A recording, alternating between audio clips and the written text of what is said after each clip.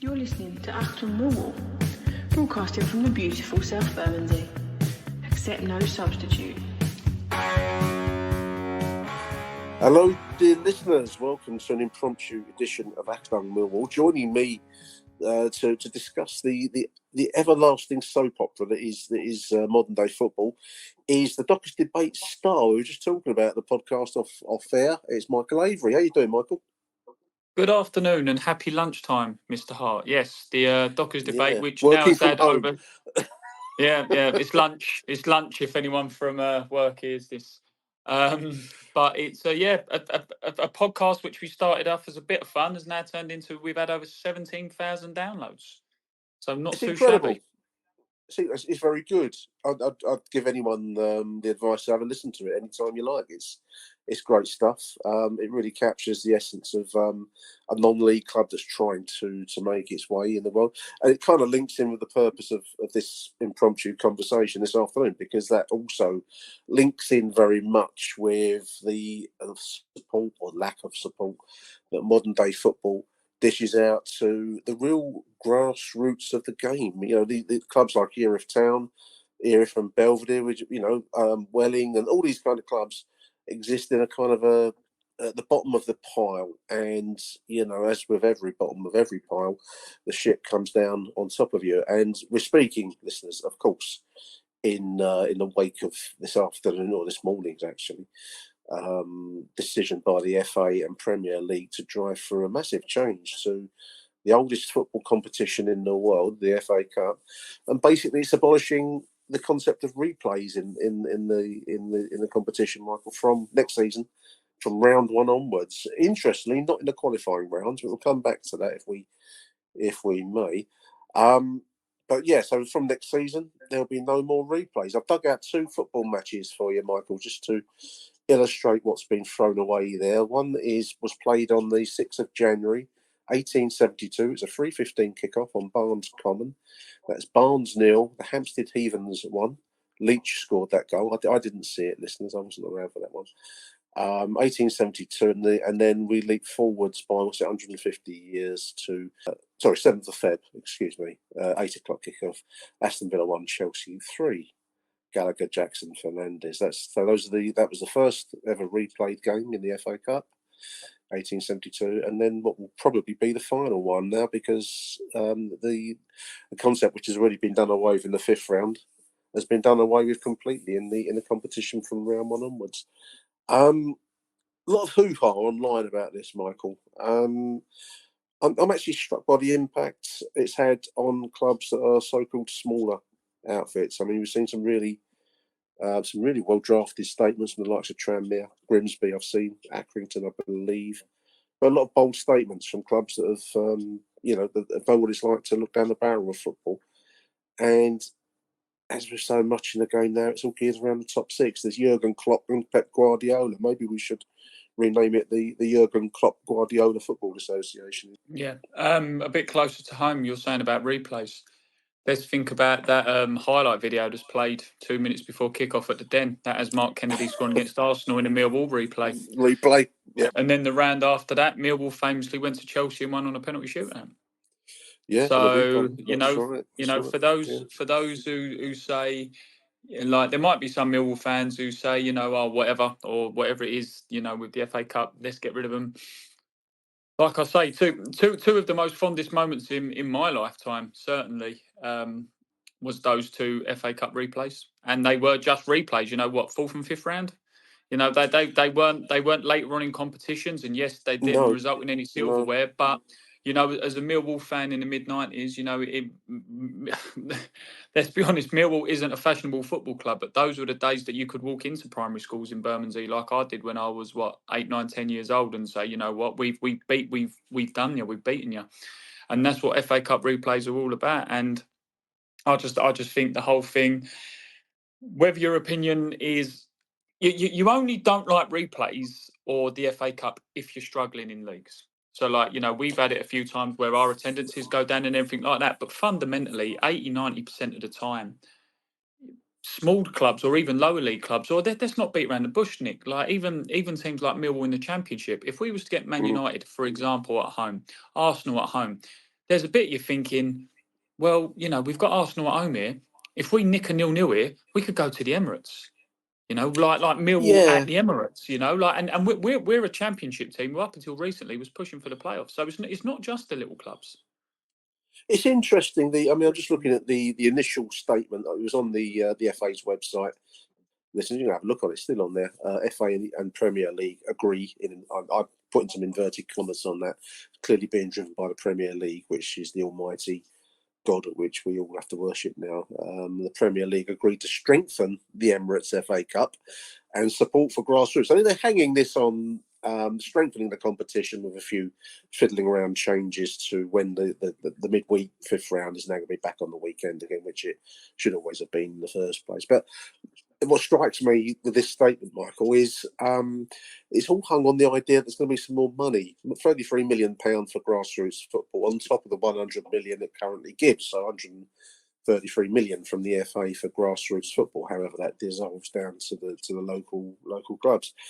But that to me, and I don't know if I'm being overly romantic. You do tell me, listeners, what you think. But it's about the glory days. You've just touched on a couple of glory days. I don't know how much money we got out of that trip to Arsenal in 1994 and, the Chelsea escapades and many other games over the course of my football life. But it's, for us and for other clubs at our level, it's money, of course. We all live in the real world. But it's about the standout moments you never forget for the rest of your life. There's a cliche that we're run by people that know the price of everything, the value of nothing, and I think this is precisely an example of that, Michael. Because it's talking of 33 million here and 100 million there. Great, you know, I'm all in favour of that, but it's not really about that. It's about those Cray Valley paper mills going to Charlton and pulling off a 1-1 draw and then having Charlton back at their ground off of off the Yorkshire Grey roundabout. That's what it's all about, in my opinion. But you can't put that in the bank, I suppose, can you? No, of course you're right, and also as well let's not miss about as well, because I sent a tweet over into our group chat before we recorded when it was like more money for this and more money for that and TV games this and we're going to show more games, and it's like, well, how many times has the schedule for the FA Cup come out and it will be like today's game will be Bournemouth versus Wolves and you've got sort of like no, but you have though, Nick, haven't you? And then you've got Forest Green Rovers. You'd have Forest Green Rovers at home against Leicester. And you'd think, I personally, as a neutral, would rather watch the Forest Green Rovers versus Leicester game on TV than Bournemouth versus Wolves. So even though they're saying they're televising more games, as I said, half tongue in cheek and half sort of cynically, those games on TV will probably be the Premier League clashes because they're going, yeah, but more people around the world support Wolves and Bournemouth. So it is. I'd like to say it's clever wording, but I think now we've got to a stage in society and in life where people are just looking at statements now and just seeing between the cracks and seeing between the lies. And again, let's not beat around the bush. You've got these big teams at the top who they quite frankly they don't want to be in it.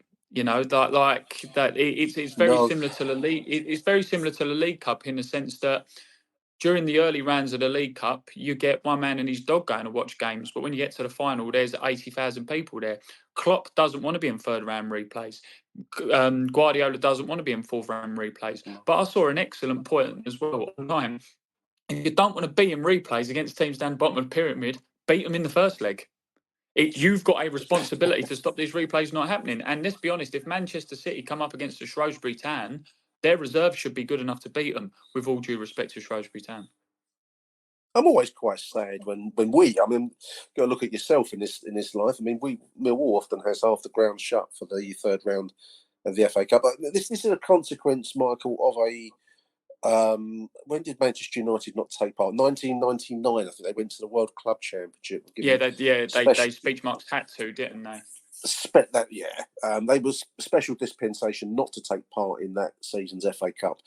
And really, I think you can trace the erosion of its importance and standing, all of the intangible things that don't have a price tag attached to them from that point onwards. So it's a 25-year programme of reducing the status and the importance of the FA Cup. And I think it's probably getting towards its logical conclusion now that it's almost a by the way now. I mean, just to give you the full list of changes, listeners, obviously the main one, the headline one, is there's going to be no more replays from the first round onwards. And the first round is where the non-league clubs, Michael, are joined by the League Two and League One clubs. So no more replays in the main competition. Strangely, they will be in. I'm going to guess they will be in the qualifying rounds, and that makes no sense to me. If you're going to have replays, do away with them completely. Because I read a point on Twitter. I can't remember who made it, so forgive me, whoever this person was. But where non-league clubs are concerned, they're often working men. So a midweek replay a further away actually makes marginal sense for those rounds, because you've got to work and then go on to a football match in the evening, whereas the so-called professionals, it's being made easier on them, but not so much on those that actually have to work for a living. So there's no logic to some of this. Well, you think about it with Era of Town, just as example, we said about them earlier on. They was in the two preliminary rounds earlier on. They played 4 games in the FA Cup before they got to qualifiers. If anyone should be calling out for no replays, it should be the teams in the qualifiers and the preliminaries. They played against. Agree. They had to travel all the way to Hassocks and Burgess Hill and have them back in replay. So the teams they were playing had to go from, sort of like towards the south of England back to Thamesmead for replays. And you sort of think, well, by the time Man City and Liverpool and all those get in there, they've only got, 4 or 5 games in it. That's it. Yeah. I mean, the importance of the FA Cup is the classic romantic story that a small-time club breaks through into the third round and draws Liverpool, Manchester United, City, whoever you want, Arsenal, Spurs, Millwall, in the third round, and it's a big day, and it's you can to some extent, I suppose, you can replace money, but you can't replace the glory days, and that's what this is doing. The fourth and fifth round and quarterfinals games will be played on the weekends now, so hurrah for that. And there'll be no other EPL, Premier League games on those weekends. So if anyone really cares about that, Cup final weekend will be exclusive of Premier League games. I don't know if they're going to move it back to a 3:00 kickoff like it was always traditionally, but we'll see. Did I see somewhere as well it's going to be on the penultimate day of the season as well? So the tournament finishes before the Premier League finishes. Yes, that's right. Yeah, that's right. Because you've got to remember who's really important in this life. Yeah. And a few crumbs will fall from the Premier League's table to increase funding for the football pyramid, which, as we've mentioned already, this is the grassroots. I don't know how they're going to define that or where that money is going to go. Nothing really provided on this. This seems to be a decision, and there's a lot of hoo-ha online, which I don't propose to get terribly into, between who's taken the decision and who's nodded it through, who had nothing to do with it. From what I can pick up, and this is as best as I can determine it, there is a sub-board of the FA, upon which our own chief exec Steve Kavanagh sits, are governing the FA Cup and the professional game. I don't know what wide remit that's got, but anyway, apparently conversations have been happening for some time about this, but no definitive vote or decision involving those boards has happened. This seems to have been driven through by the Premier League and the FA as a done deal. And there we are. Suck it up, I suppose, is the best way I can put it. So yeah, there it is from next season. No more replays. I think it's provoked a lot of comment online. Talk of, and I don't think this is practical, to be honest, Michael, talk of boycotting the not from anyone official, but from voices online. I don't think clubs are in a position or able to boycott the FA Cup. I think they're obliged to enter it. I'd be amazed if they could get out of that, to be honest. No, absolutely. And the thing is as well is that it's just a case as well where you kind of feel like you say you sort of your hands are tied by this. You have to agree to it because it's been pushed through by the FA and all this kind of stuff. But what strikes me as well, Nick, is yes, I know where the clubs are now, but it maybe aside from Man City, because let's be honest, they're have been a big mega player in the last few years. Not taking anything away from their other history, but Liverpool are a team who are absolutely steeped in cup history. You know, like they're a team, and that they're one of the ones who are the biggest critics for this, like the schedule and all this kind of stuff. So to be part of a group of teams who basically in a league who's asked to get rid of it because they just don't like it, or they don't want their players playing in it, it sort of slaps in the face of some of the fans who have followed these clubs for so long. And let's not forget as well, you know, like with the Premier League, they already play 8 games less than the Football League. You know, maybe not the ones at the top who are in the Champions League and all this, and I get that, but you know, you've got teams like a Burnley, and you've got like Sheffield United. Yes, they might be going down or this, but Nottingham Forest, Bournemouth, Wolves.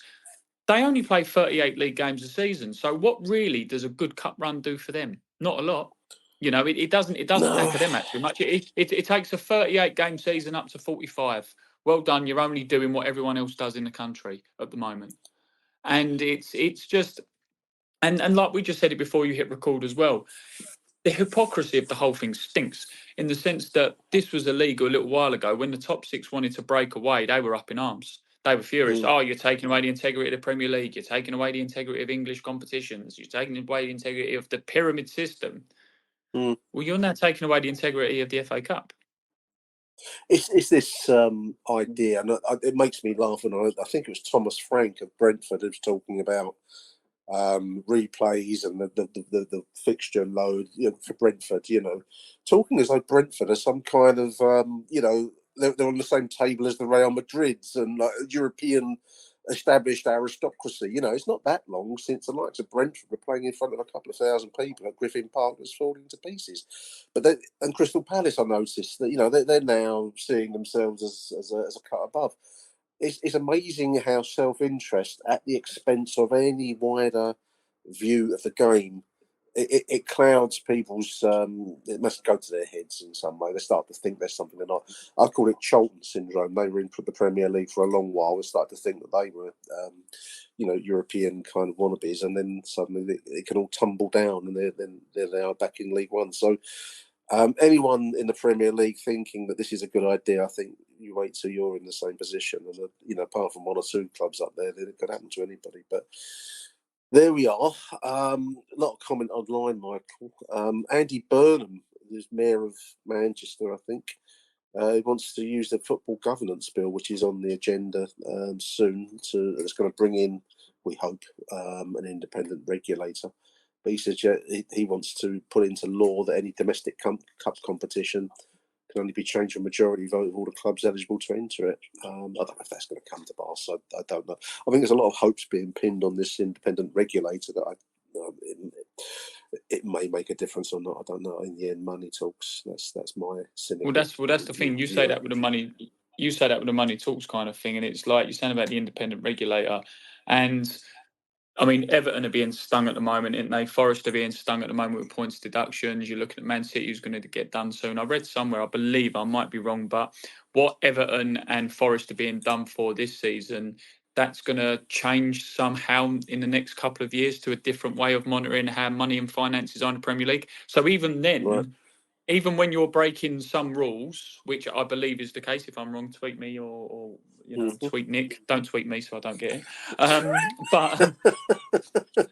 But even when they bring in things, it's like the financial fair play in Europe. Even when they bring in things to try and get these big teams to behave and not be so egotistical maniacs, that gets changed because the egotistical maniacs have got the power to take their ball and go if they want.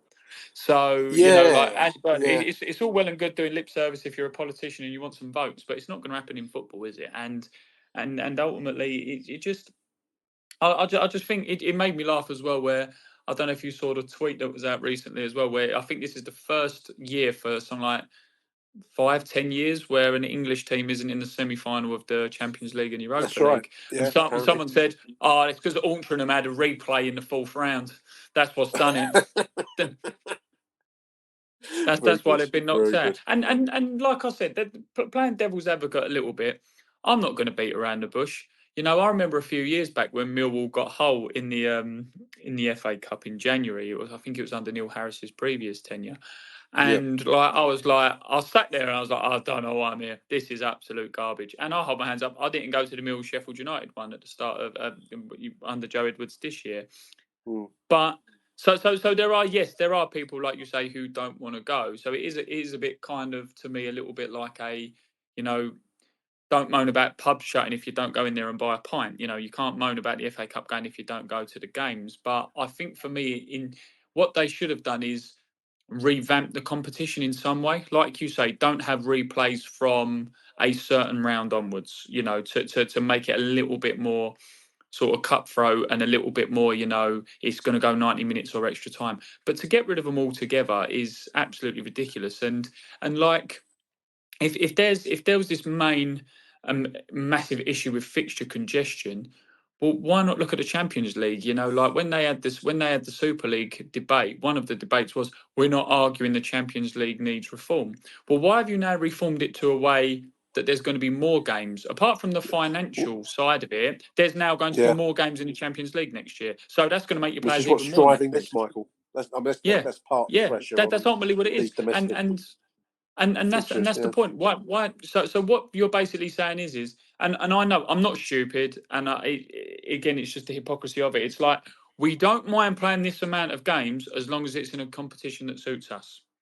That's what this ultimately is. No, absolutely. I was just thinking back to that Sheffield United game. We had a brilliant 10 minutes under Joe Edwards there. Fluid football that I've never seen before. I think we got beat 3-1 there. Oh dear. Oliver Holt, writing for Mail Online, says the Premier League is poisoning our game, and their hand in having FA Cup replays scrapped is another spoonful of arsenic down the throats of smaller clubs. Dramatically put by Oliver Holt. And Danny Kelly, follow on Twitter, makes a point for all of us, I think, Michael. This is some of our greatest memories of being FA Cup replays, which he could have tolerated this, he says, if it had been for the good of the players, player safety or health or whatever. But let's be honest, replays have been ditched to accommodate a further Champions League round of FC Big Bollocks versus Dynamo Cannon fodder, which is the truth of it, really. It's to absorb the European football. And I've got a hard message for all the listeners out there. The reason this is happening is you can talk about the instigators. It's down to you that subscribe to, you and me, that subscribe to Sky TV and TNT and all the other channels, because the money that they generate is what drives these decisions. So, society's to blame. It's you and me in the end, isn't it? Yeah, it's your fault. Your fault, John, who's listening to this in the cab. And Dave, the van driver, it's your fault. It's like when people used to moan about the Sun, saying, the newspaper, the Sun, this, that, and the other, but people buy it, and that's where they carry on. So, unfortunately, that's a hard truth. There's a great post here from Subutio online, Michael. I like this one. Subutio announced they're going to replace their FA Cup final sets with a money-spinning friendly in Asia in June set. Newcastle versus Infantino 11 in the Scam Coin Friendly Cup. And someone did post, actually, that Tottenham have got an away tour to Thailand in a few weeks after the end of the season. So, this whole fixture overload is bollocks. But we knew that all along. Yeah, I appreciate the intensity of competitions and things like that, and like with the Premier League, how fast paced it is. 100% get that. I'm not denying that, and I'm not denying whatever we think of these footballers. They may get tired, because they are playing a fast paced game. They go through levels of training that we don't. And let's be honest with you, there's a lot of people who do the whole, they only train 4 hours a day and then they sleep for the rest of the day. But it's like, but could you, dear listener, keep up those levels of intensity? Because if you see, like, you see it in the summer when footballers walk off, they take their shirt off, throw it over their shoulder. Even players who don't look it with their shirt on are absolutely chiseled. There ain't an ounce of fat on them. So, they put themselves through regimes that you and I could only dream of putting ourselves through. So I get that. But it's a kind of thing. Well, why is the FA and the Premier League not going to the international schedule? All you ever hear is, as well, there's now more international games. There's more. There's too many friendlies. There's this UEFA Nations League, and you think, we're not even. It's not even that we're bowing to the big teams at the top of the table, Nick. To a degree, we're bowing down to, in an indirect way, to the UEFA competitions. Did we need a third tier competition? No. Did we need it? Did we need a UEFA Nations League? No. Did we need more friendlies? Like every time there's an international break, there's like 4 friendlies. Again, I am not on the side of these teams who have decided to do this, or the Premier League who've decided to do this. Do not take that. I'm playing a little bit devil's advocate, but what I am trying to say is there was a lot of things we could have done without trying to reform this competition. I had it might be a generation thing. Don't get me wrong, but I had my boys in the car the other day, and we was talking about competitions and all this stuff, and I said, yes, it's gone down slightly, but growing up as a little boy, for me, the FA Cup was the pinnacle. It was the absolute pinnacle in football. Yeah, it really was. And I remember as well, when I was a lot younger, it was with like one of these Millwall community scheme things. We went to the old Wembley for a day, and one of the things was we walked up the stairs and held up a replica of the FA Cup up those famous stairs and on the balcony. Crescendo moment, wasn't it? Yeah. And that was the moment, and that's what you paid for. We didn't stand in the middle of the Den with a replica of the Premier League. We didn't stand in the middle of Wembley with a replica of the Champions League trophy. We stood there with the FA Cup. The FA or Cup. a replica Absolutely. of the FA Cup. And yes, maybe, like I said, maybe these younger generations, they're a little bit more FIFA obsessed and Championship Manager obsessed and all that kind of stuff. But I mean, it's just sad. The whole thing's sad. It's another bit of your childhood and your memories gone, Nick. We're going to be the old forgotten ones. Joni Mitchell said it. Yes. They pulled down Paradise and built a parking lot. Yeah, they did. That's right. They did. They ripped up the trees and put them in a tree museum. Something like that. No official response yet from the EFL as we record this, listeners, and nothing so far from Millwall FC. My word on the street says that there's been long-running discussions about this proposal, but no definitive vote or decision. Neil Harris put something out.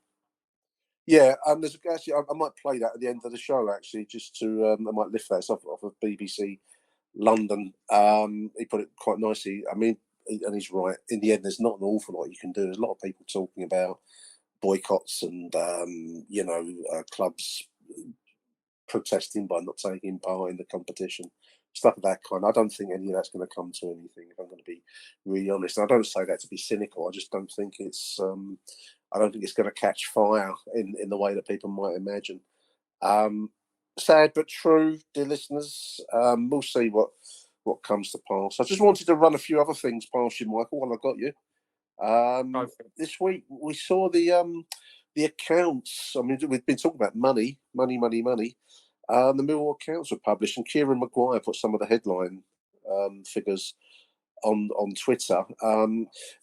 If anyone out there is talking about signing up major players, I mean, we the Millwall ownership put in £17 million to keep Millwall business alive in 22-23, after putting in 13 million in 21-22, and overall, hang on, let me get the figure here before I get it all wrong. It was 100 in total. I think the Berylson family put in 130 plus million over time.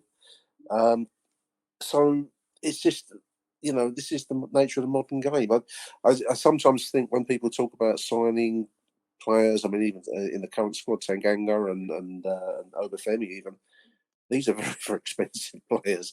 And I'm not sure we've really got the financial base to start lashing out. So team that up with a few contract extensions this year. We've got George Saville, Ryan Leonard and Tom Bradshaw, all of which have provoked a bit of comment online about, we should be looking at other players. But you've got to keep the bottom line in mind. We just don't, despite the full den that we've been seeing recently, we just don't generate the money, nor do we get a slice of the cake on a level that would allow us to really go down a big time signing wise.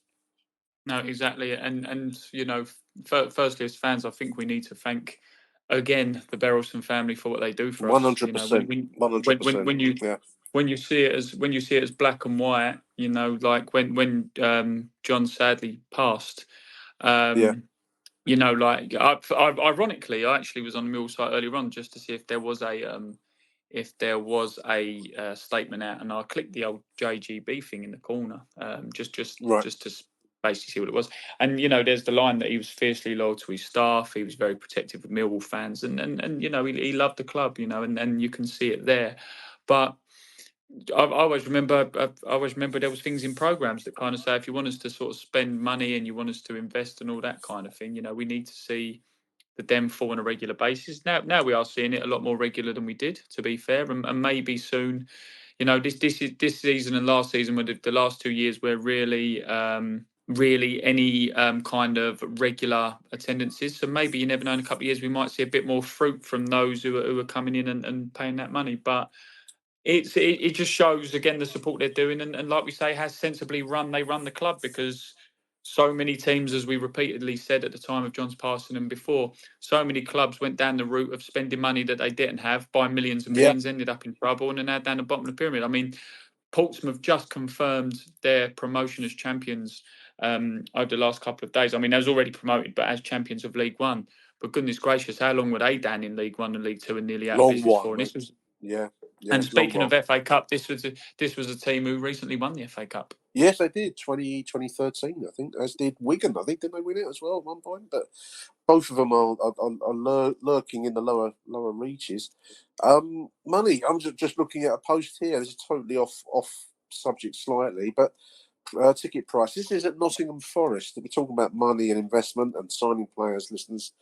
A lot of protests at Nottingham Forest at the moment, the Premier League, so, you know, caveat in there. But I'm just looking at their revised season ticket prices for next season. Top price there, which is probably not top whack compared with many clubs, but 850 quid. People are saying that their tickets have gone up by a dramatic amount to try and compete in the Premier League. So 850 quid, 650 is the top tier, 650 senior. Youth and child prices 190 and 285.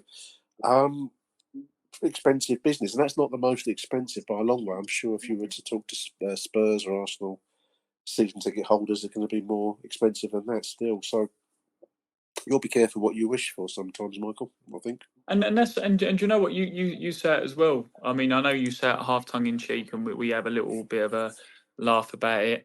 But again, a lot of the football fans at the top end of the table, and you know, the Premier League, and to get up there, they all have their Groupon stands, and they're a lot bigger than Millwall's. So Stadium. we Sometimes talk. a group on stadium. Yeah. Yeah. I mean, isn't it Fulham that has a whole neutral stand, or a neutral They area do. of a stand? So They you know, do. it's one of those things. You know, John Berylson's Baldazar, and the Beryson and Barrett family of Baldazar in no uncertain terms, and we'll always be eternally grateful for it. But yeah, if you want to go up there, and if you, dear listener, want to be one of the 20 who boycott the FA Cup because you think there's too many games, we might need to have block 1 and 2 for Groupon. You never know. Just as we're speaking, Michael, I just clicked on the London News Online, South London Press articles. Steve Kavanagh has slammed the FA Cup replay decision as spineless. Strong words. Mill Chief Executive Steve Kavanagh has described the FA's decision to scrap FA Cup replays as incredulous. Kavanagh, who is on the Professional Game Board and also Vice Chairman of the FA Challenge Cup Committee, has added that he had no advance warning of the move that was about to be taken by the governing body. Kavanagh says that there has been outrage and significant upset regarding the cancellation of FA Cup replays. It would appear that the FA were trying to point a finger of blame at the EFL last night, which is incredulous. The agreement is clearly between the FA and the English Premier League. Just it goes on. This has nothing to do with the EFL. The FA made it quite clear that the FA Cup is the FA Cup. It's their products and tournament to manage and officiate. If they wish to scrap replays, then that's their call. I've made it absolutely clear that I didn't agree with that decision. I told him that I didn't feel clubs would agree with that. The last 24 hours have proven I was right, and that my knowledge of football clearly stretches to all lower reaches, including National League, where Southend, the club I used to be chief executive of, sit. FA Cup replays are vital, and so it goes on. So strong stuff there by Steve Kavanagh. Yeah, so all you speaking to criticise South him, London. Yeah, all you criticise him out of his own words, he knows football. If only if Steve could organise a mop and bucket and some Asda level disinfectant to clean up the bird shit, I would love that man to death, listeners.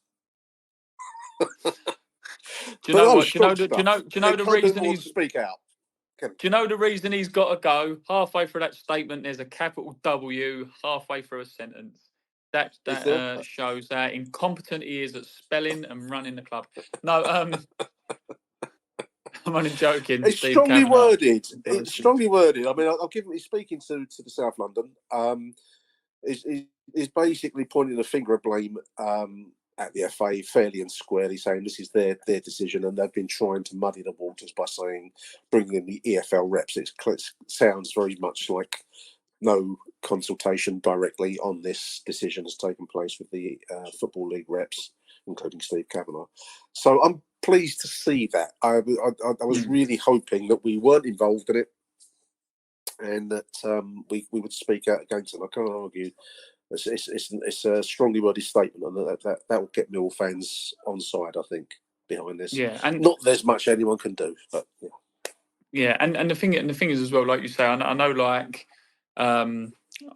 yes, all like you just said there, all he can do is put a statement out, which is true, because let's be brutally honest, as whether you like Steve Kavanagh or not, as a person, I don't think Guardiola's going to go, right, can we reverse this decision a little bit because the Mill CEO's copped the ump a little bit, but at least he's kind of putting his head above the parapet, and a board that he is on, who seems to have made a decision, he's basically saying, no, I'm not part of this decision, and publicly doing so. So for his critics, Steve Kavanagh, and he's got plenty of them, and he's got people who support him as well. A few.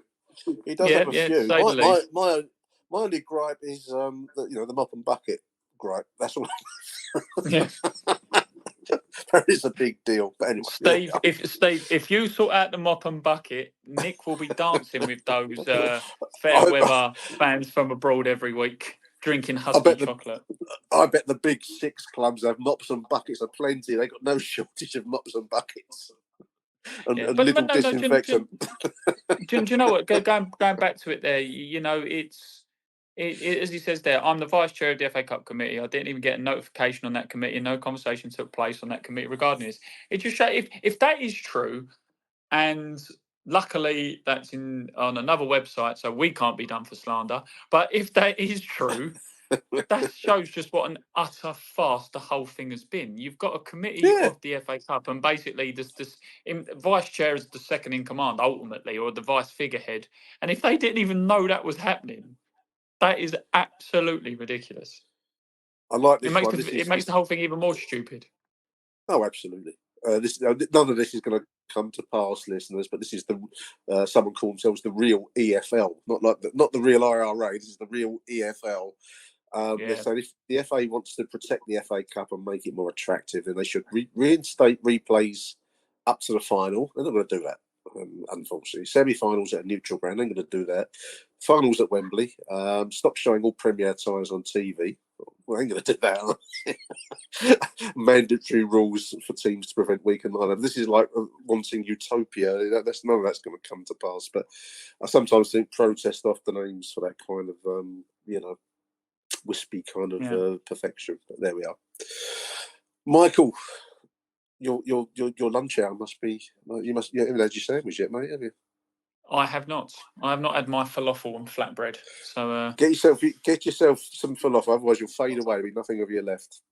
Absolutely. Also, big thank you, Michael Avery, stepping into the breach at very short notice. There's shambles. One final thing we haven't blamed, and that's Neil Harris. I was going to play out with Neil speaking out. I thought we captured it quite well. It's all his fault. I mean, we've got one more game this weekend. I think if we can get a point tomorrow, at least avoid defeat at Sunderland, which is not easily done, but we've done it before. Surviving in the Championship, as we've seen with all the numbers and financial talk we've had, it's going to be some achievement for him. If we haven't done it yet, so I won't tempt fate, but that's going to be some achievement, Michael, if that comes to pass. Yeah, to be fair to him, I think you don't want to tempt fate, like you said. I think if you look at the teams between us and the drop, we need an awful lot to go wrong. and an awful lot to go right with a lot of teams for us to get dragged really, really, really into it. But again, mathematically, we're still not 100% safe. But to be in this position for what he was brought in to keep us up. Let's not beat around the bush. And whether it's a style of football which personally has not been the best to watch, he got results and he's kept us up, and it's kept us closer to that 20 that don't want anything to do with the FA Cup. So for that, I'll always be grateful. Job done. Nice one, Michael. Appreciate your time, mate. Thanks for joining us. And last shout out for Erith Town, who go into tomorrow's game needing just 3 points to secure the playoffs. Well, another team on the up the Dockers. Big thank you, Michael Avery. No problem, mate. Achtung, Millwall. I don't blame the FA at all for this. It's the football calendar. It is absolutely ridiculous. The take on players, the international football calendar is a joke. The European football is a joke. It's all about money, and all that's doing is affecting teams down the pyramid system. The Premier League and now look like they don't want to share that wealth that they get paid, and they don't want to do the deal with the EFL. That's a shambles in itself, but that's not for me to discuss now. But as you can tell, I feel quite strongly about it. And now the FA Cup, the pyramid system, we're going to lose replays and the chance for teams to go away from home, fight tooth and nail to scrape a 0-0 draw, backs to the walls, and then take them back to their place in a sold-out stadium against the Premier League, Championship, or League One or League Two team if they're a non-league side. We'll get used to it. It'll happen. I'm not going to change it with my words. 70 other managers talking about it's not going to change it. The football authorities make their rules. IFAB make the rules on the refereeing rules that no one understands either. Everyone keeps adapting the game so quickly. Why change it so quickly? We have to get on with it, don't we? There's my rant done.